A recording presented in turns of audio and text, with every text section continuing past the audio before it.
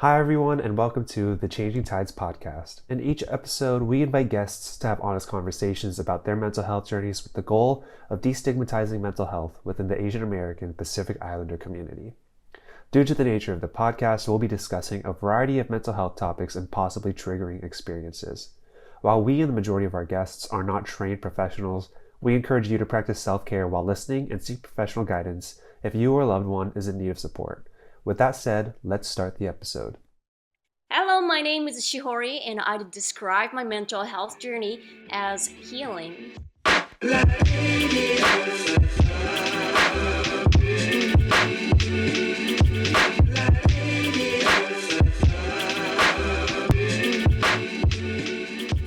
Shihori, thank you so much for joining our podcast. It was really exciting when LTSC got the email that you were sharing this very emotional song and that you were looking for ways to tell your story. So we're really grateful that your team reached out and that we're able to record today. So I just wanted to start by asking you, why did you describe your mental health journey as healing? Yes, thank you so much for having me, first of all. And the reason why I described it as healing is that I had really a lot of traumatic things when I was a child to when I was younger. I needed to learn so much after 18 years old. I had so much studying and a lot of healing methods or psychological methods or so many things for my entire life. And my journey has been really, really healing journey since then. And I'm a musician, singer-songwriter.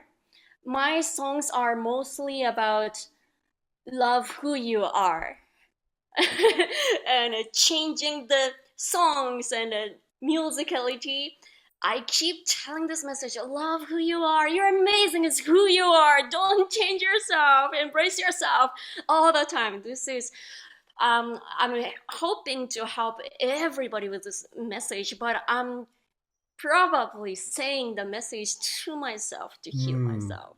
Yeah, that's why. That's great. And, I do think, of course, their music is made for an audience to be listened to, but it's so great that it's something that you could take away as well. I guess, you start your music career and you're able to discuss your mental health journey through your music. But when would you say your mental health journey began? Did it start even before your music career? I had really hard times since I was in elementary school. Then my classmates often bullied me, and I thought about killing myself at some point. And so I had no idea how to manage my mental health at that time. And also, my mom was like the Asian typical tiger mom.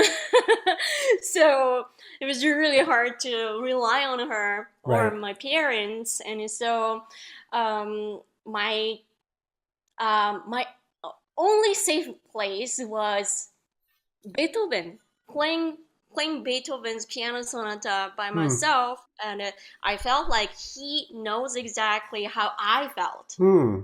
Yeah, he needs this desperation and anger towards this world and life, and just playing this Beethoven crazy songs healed me, and I felt safe only that moment. And I needed to manage my mental health like that through music. Yeah. Wow. Yeah. So I guess because Beethoven's music, okay, I mostly listen to hip hop. So you might need to tell me. Beethoven's music didn't have lyrics, right? No. Right. Okay, I know he's a composer. I didn't want to sound dumb on the internet because I was pretty sure he didn't have lyrics. So I guess as a young person, how did you even relate to this music without words? How could you describe that feeling? I think even if you listen to, for example, the third movement of Moonlight Sonata, written by him, you can tell he was really angry. Mm, You know the interesting. song? Yeah, I would have to go back and listen to it. Yeah,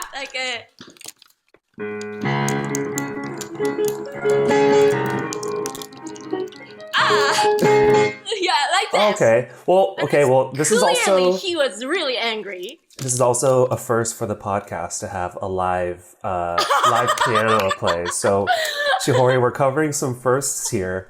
Um, but that's I get that because I mean I definitely hear it, but I don't think when I was like when would you say this was? How old were you? Huh? How What? old were you when you were Oh, going I through was this? like 11, 12. When I was 11 or 12, I don't think I had that connection to music in that way. So, like, Mm. I know you're a musician now. Did you always just have a strong connection to music? Yeah, I think so. That was so special. That was the only way for me to connect with the other people or Mm, the world outside. Because I was born with the Asperger syndrome, and so it's autism, and I couldn't talk to the other people. I wasn't interested in the other people. I was mm, focused on myself. But just I happened to sing one song a cappella, like at the karaoke situation. mm, And then when I sang, and somehow everybody stopped and stared at me. Then it's like, what's happening? What's happening?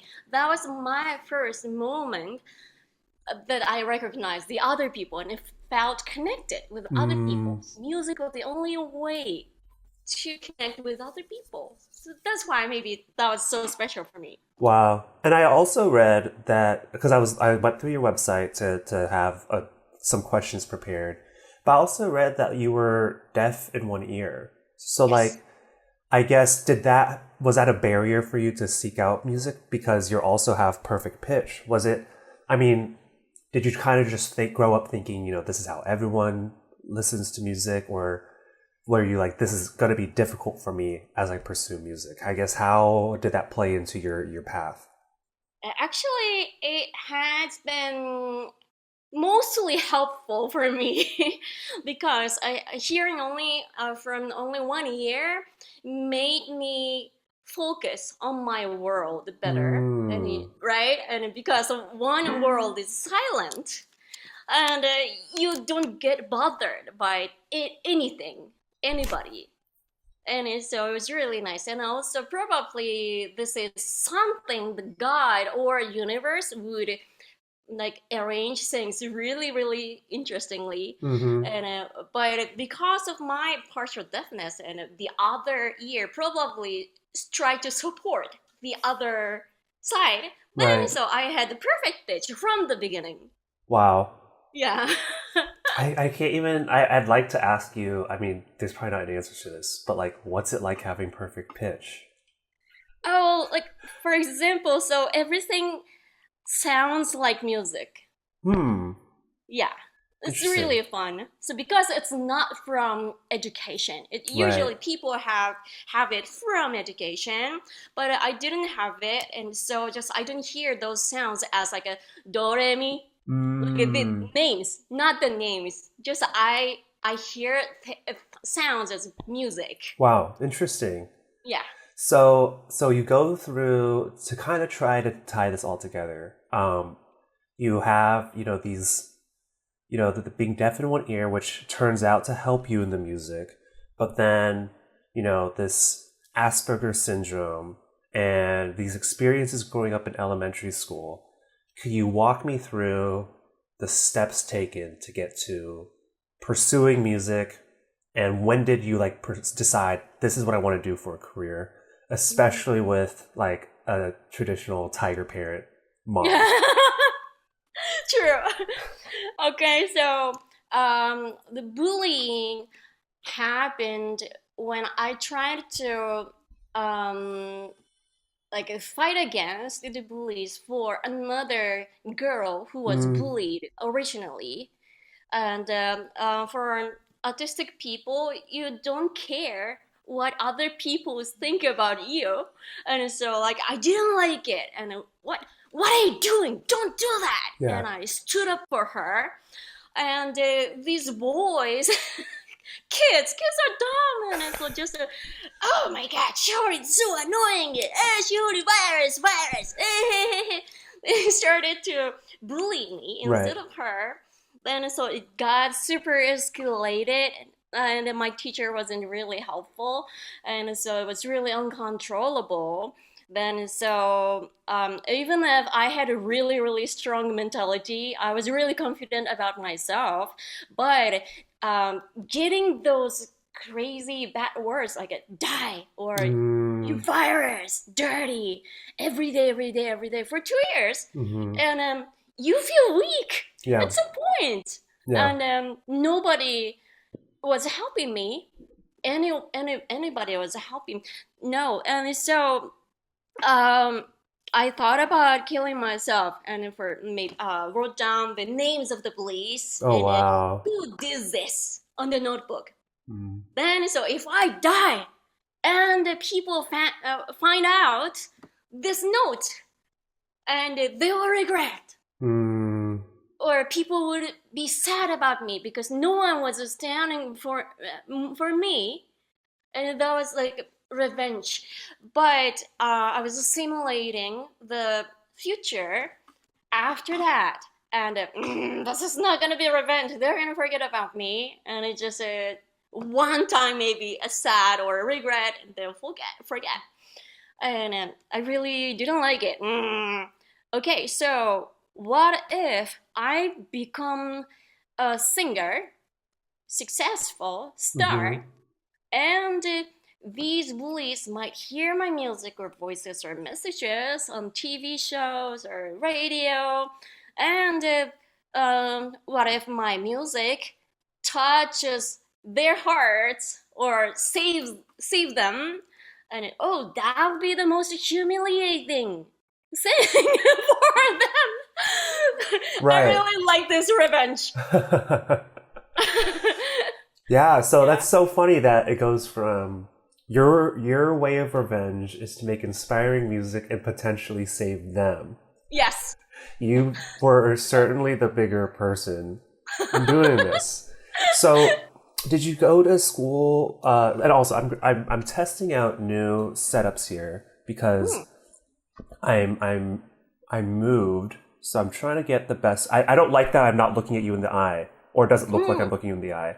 So this looks more like we're talking to each other. So forgive me for the change. Sure. But I wanted to. So you have this idea to turn this into something healing, but I guess what was the turning point? How did you take those steps? Did you go to school? How did you convince the mom? Did you just start publishing music, or how did you go about that? Yeah, it was really a lot. After I graduated elementary school, I got into the highest level of private school in my area. And so that was really comfortable because they're all female students, and that was safer. Stay away from boys. And but still there were some bully situation where everybody ignored me because probably I had this ASD issue, and I didn't very well with other people. Still it happened, but I could learn so much stuff, and I started to change myself and make friends. And while doing it, my parents really, really hate that I wanted to be a singer. Then so they were so against. Then so, but just I don't listen to anybody. I'm super stubborn, and so let's go to the auditions. Yeah, so no matter how no, you can't. I don't care. Sorry, bye. Yes, and when I was 17, actually I wanted to be an actress too. So I was in drama club for 5 years, and but during those times, there were multiple opportunities that I sing songs on the stage. Just people like let me sing. Hey, sing something. And, oh, okay. Some like a school festival situation. Then so when I sang something, the same thing happened. So everybody stopped and stared at me. Wow! And there was really huge crowd at the end of the karaoke, and Wow.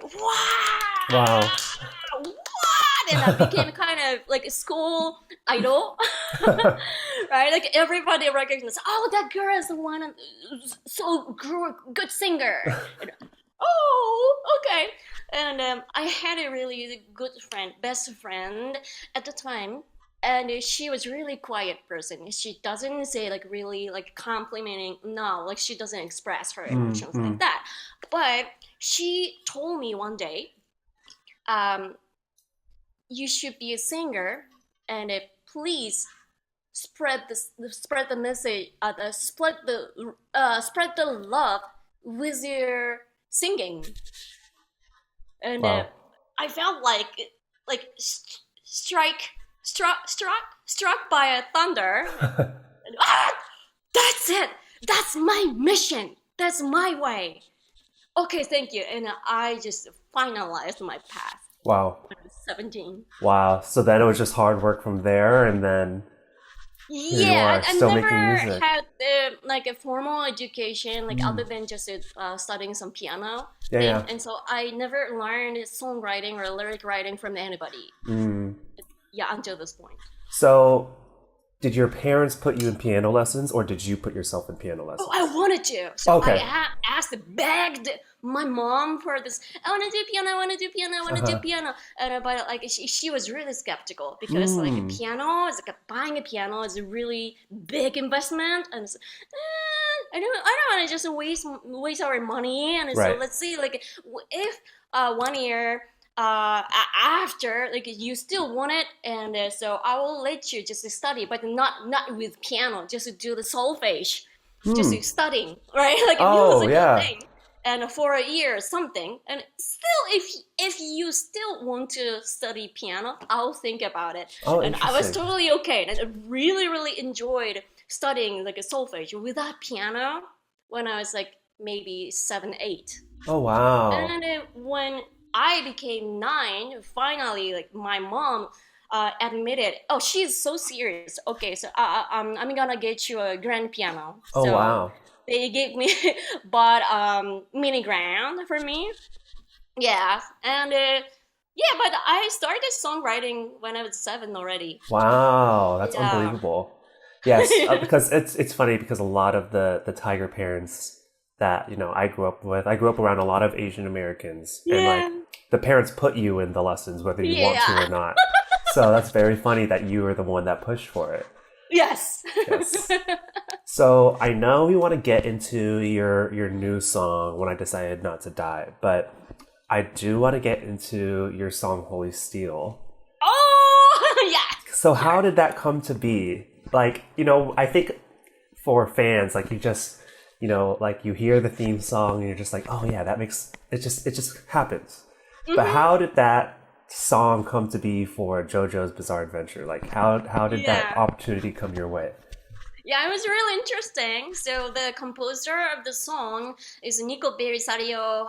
He's in Italy, and he initially reached out to me on Sound Better. It's like kind of a platform that you can find music producers or hire the musicians or ask for mixing or anything.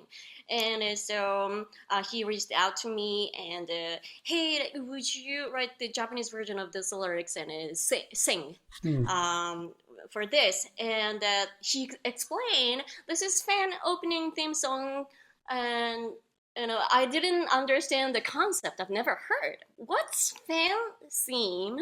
Is it not official?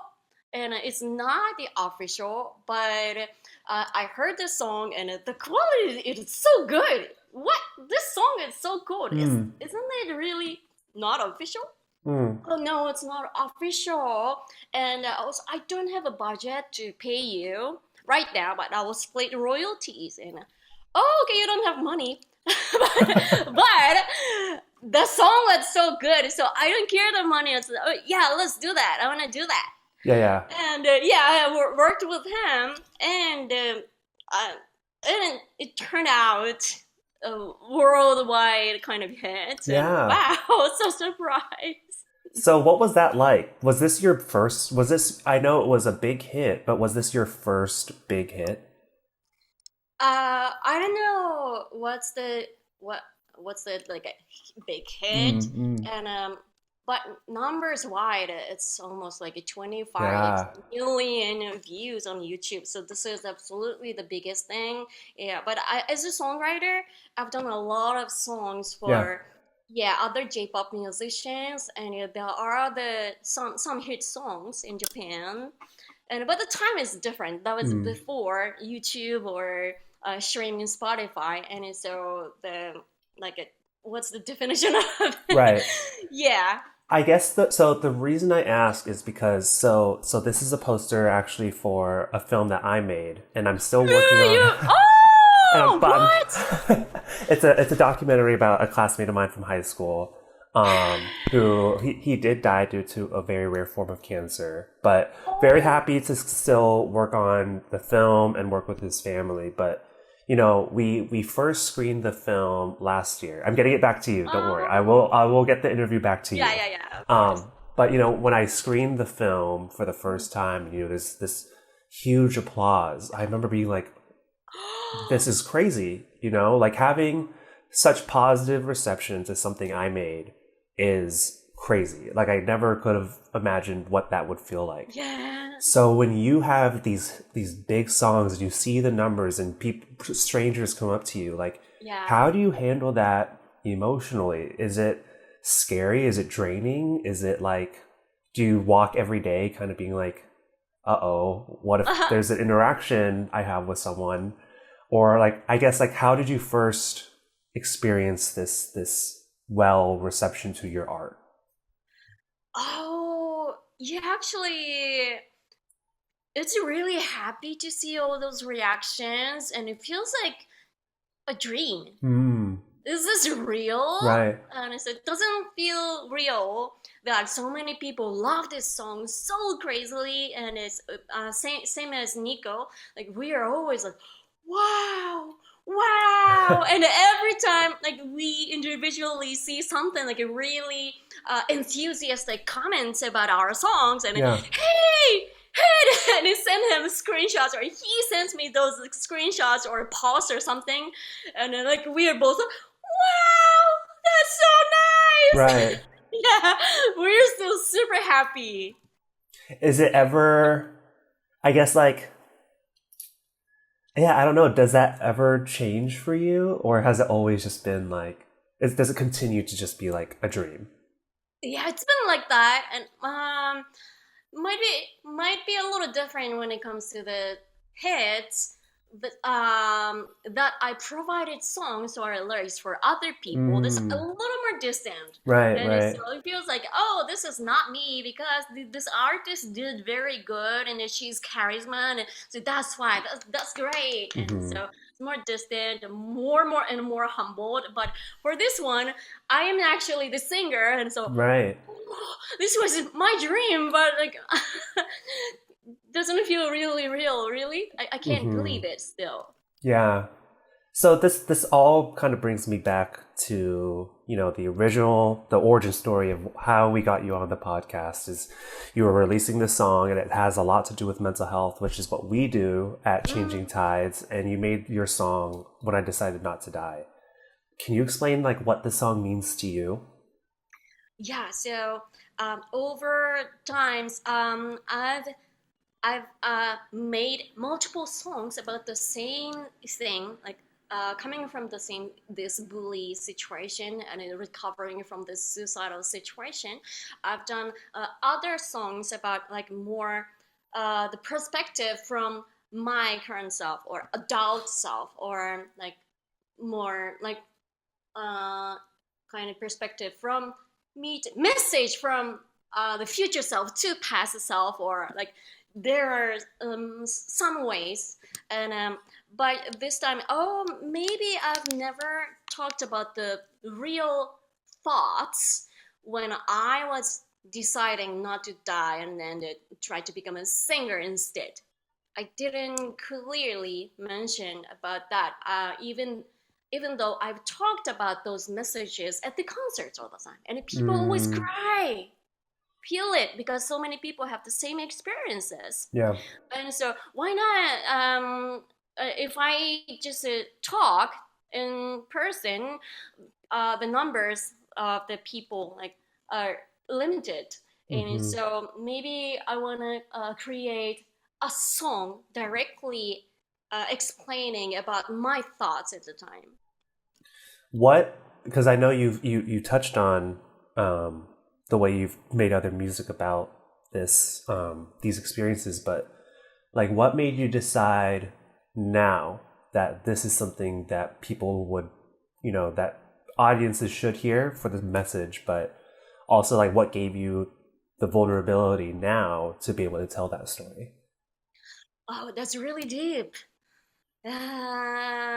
So I actually, honestly, I didn't tell about my um, detailed like stories of um, having issues with those autistic Mm, things, or bullied, or like my disorders, about those things in Japan, because like those cringy, is that the right word? I'm not sure. Like oh, oh, I was wait, so, say again. clingy, Cringy, cringy. I'm not cringe. sure. Like if like a little weird to just Mm, say about yourself, and yeah, like I don't want to be seen as miserable. That's not my intention ever. right. And so just I was showing more like a bright side of me, and see my light type of thing. And and also because maybe I wasn't confident about myself, because I had too many experiences that people denied, like declined my uniqueness, and then Mm, people, industry people especially, tried to change my musicality or personality mm, to market. And so like I felt like I wasn't really allowed to show my real self. And but after I came to America, people embrace yourself more, yeah. right, and really love America about that area. And especially since after started performing at the conventions all over, not in only in America but the other side of America, all over the world. And started to feel like I am more appreciated how I am. And just I I can I can show myself more, and to like really like, inspire people. I that people who gave me those like a really like warm, heartful reactions to Yeah. me.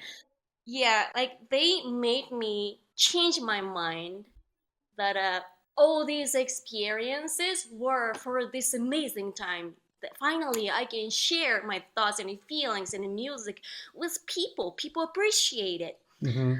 and wow, these were all not only hateful things, just these were all steps and necessary steps for me to come to this point. Then so now I really embrace these things, and I want to just talk about this because these happen for reasons. I need to talk about these reasons too. When you, because of this vulnerability and the difference in how open Japan is versus the US when it comes to talking about things like mental health or your struggles, whenever you return, or if you, for your audience and your fans in Japan, like how do they receive it, or how does family receive this vulnerable side of you? Oh, I definitely think they are really proud of me, and that makes me so happy. Yeah. And then so when you go back to Japan or other countries, Do you have to approach the way you're so vulnerable differently than when you perform in the United States, would you say? Or is it kind of the same? Yeah, it's kind of the same. Mm. Yeah, I had been really open about my thoughts or feelings at the concerts all the time. So my concert style was really famous for emotional roller coaster. If you go to Shihori's concert, you laugh out loud, and the next moment you will cry, sympathize, and Yeah, get emotion. And so let's go to another song. Yes, that's amazing. I love to hear it. I will definitely need to. We'll definitely need to check that out then.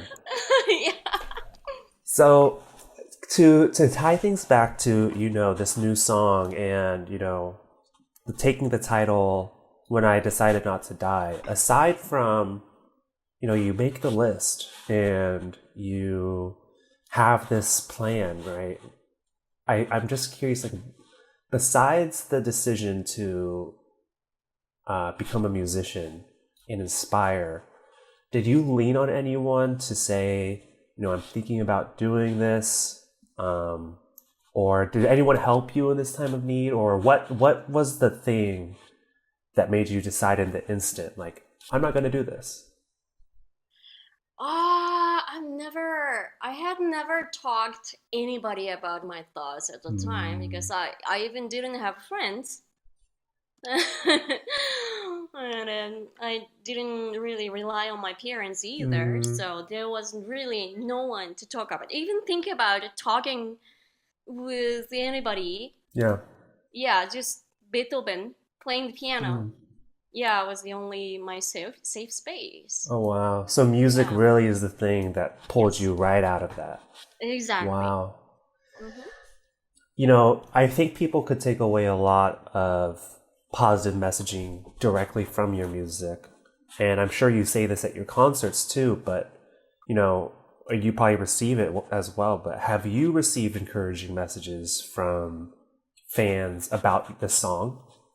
Of course, all the time, and they're giving me those really heartwarming comments that some people just you're amazing and like validate me on my efforts or just myself, my life.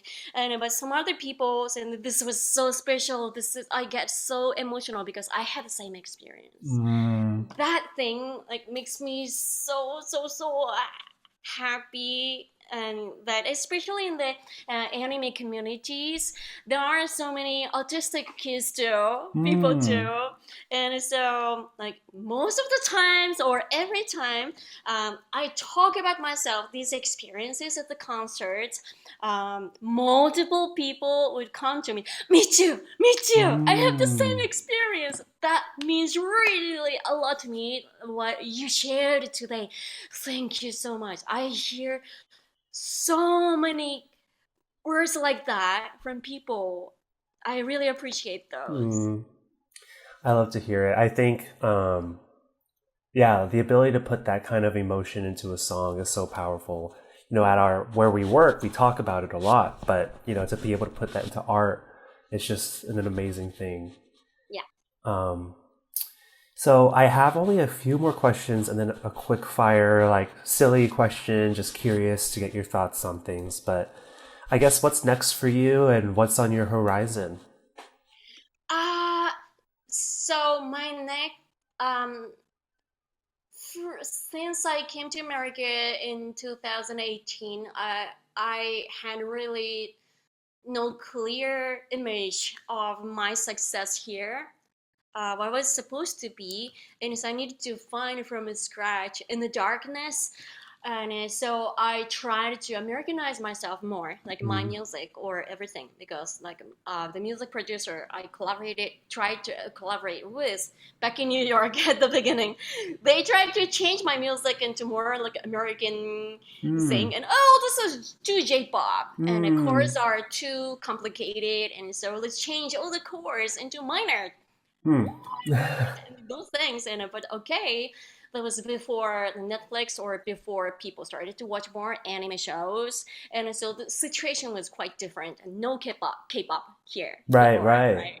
Yeah, and so Asian pops weren't really recognized at the time, so it was very different. I needed to Americanize myself more, and it was really tough, but it was very meaningful because I could improve my English or writing songs in English. That was really new to me, too. And most of my songs were written in English since then, but this single is the first one that I put a Japanese phrase in. Yeah. Oh, wow. And so, yeah, because I started to realize that, oh, I was meant to be this. I had these tough experiences in Japan. I needed to leave Japan for these tough things. I didn't fit the culture. And that was pathetic. I was thinking that was pathetic. That Mm. Shihori, Shihori, my name means wabi sabi. Oh, Sense of Japanese beauty, right? yeah. Yeah, but oh, that's so pathetic that I didn't fit Japanese culture having like wabi sabi name Mm. but yeah, as I mentioned, like performing internationally and those audience made me think it was really necessary and meaningful. Oh, I needed to get out of Japan to deliver this J-pop thing, fun J-pop amazing thing as a kind of representation, representative Yeah. of J-pop world, and it deliver it to the world. Then, if I fit Japanese culture, I wasn't in America. I wasn't performing internationally. I couldn't tell these messages to people all over the world. And so, yeah, that was so necessary. Hmm. Yeah. Do you have any songs or plans coming up soon that you'd like to share? Oh, yeah, sure. So I'm now finishing my album production. So this is my second album since I came to America. Oh, And wow. this album is super, super exciting Hmm. because the core is J-pop. Yeah. So very melodious and message is the core, and but I really love to incorporate other genres mixed together, Mm. crossover, and so there are songs like mixed with more K-pop, Arabian style, Mm. Celtic, jazz, rock, classical. And collaborating with One Piece composer or persona rapper Lotus Juice, Mm. and yes, and also another rapper who does music for what is that? Street Fighter or Mm. these fighting games, these friends, and so like anime games style, like a J-pop thing with multiple ethnical mixture. How fun. That's so Yeah, right. interesting. It's so exciting. Yeah, that's so exciting. Please let us know when you're ready to put the music out because we'll Aw, be paying attention. sure, thank you. Uh, I just have one other question and then the quick fire, like sillier questions. What would you, I mean, I have, I guess, part one, what would you say to the bullies? And part two, what would you say to your younger self who had this dream to become a musician and you're doing it? Right, bullies who actually bullied me. Yeah. You mean? Hmm. Ah, okay. I'm not sure. I've never connected with those kids Yeah. since after that, uh, and I don't know if they might not recognize me, Do you think you'd and be but the bigger I'm person, or do you think you'd tell them, like, do you think you'd be nice to them and be yeah. okay? I'll be really nice to them because I'm so happy that probably I'm happier than them and I'm bigger than them. Yeah. Yeah, like doing well in America, and so many people love me. Like my music, this is Yeah. totally farthest way, opposite to what you guys really wanted. Yay! Thank you. Oh, that's great. Yeah. And then to your younger self. Yeah, definitely you are not wrong. You are right. Yeah. Be yourself like this. Love you. That's wonderful. Well, Shihori, I'm so glad that we've been able to do this. Is there anything else you'd like to say before I get into these just last 4 quick questions? Nothing especially. Okay. So, the first one is, if you could invite 3 people to dinner, dead or alive, who would they be? Beethoven, one. Dead or alive. And I've worked with her one time or 2 times already, but Yoko Kanno. I'm not sure if you know her. You're giving me people to look up, so I'll look into it. Yeah, Yoko Kanno is probably the biggest Japanese anime music producer. Really worldwide famous, really amazing genius. That my 2 biggest influence were Beethoven and Yoko Kanno. Oh wow! Yeah. So it might be hard to even think of a third person. It sounds like, or is there a third person you think you'd want to bring? Another person.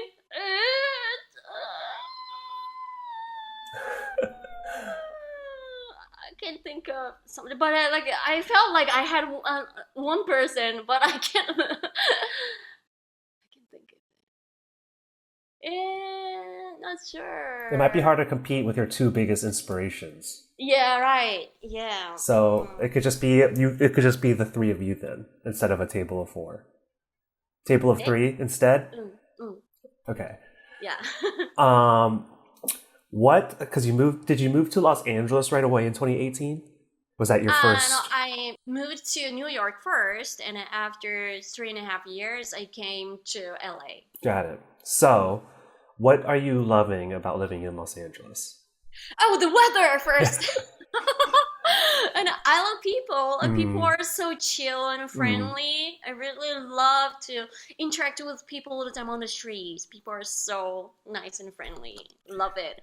And there's a anime and game and music industry here. Yeah. So I have many more friends here. Yeah, it's a huge. Yeah. Huge. Yeah, it's huge. And I am a Los Angeles born and raised, but what are you not loving about Los Angeles? And we won't be offended. It's okay. We won't be offended. Drivers. And the political situation that there are so many homeless people, and politicians are not really trying to resolve these problems for people, and things are too expensive. Yeah. And my owner here, they will raise my rent every year. Yeah. Long silence. It's can't really say much other than that. No defense from someone who also is paying rent in Los Angeles. I understand. Yeah. So, but Shihori, we're happy to have you in Los Angeles. We're happy to have you on the Changing Tides podcast. And everyone, please go listen to When I Decided Not to Die, Shihori's first album that you released in what year? 2021. And then an album coming out in 2026? Yes. Okay. Lots of stuff to look out for from Shihori. And yeah, thank you so much for being on the podcast. Oh, thank you so much for having me. It was so fun. Good. If you did enjoy this episode, you can subscribe to our show for episodes that will probably release every month, and give us a rating review on your favorite podcast platform. If you would like to support our podcast and help us grow, you can do so with a donation to the link at the bottom of the episode description. To hear more about Changing Tides, follow us on Instagram at LTSC_Changing Tides, or check out our website, thechangingtides.org. Let's continue to change the tide on mental health.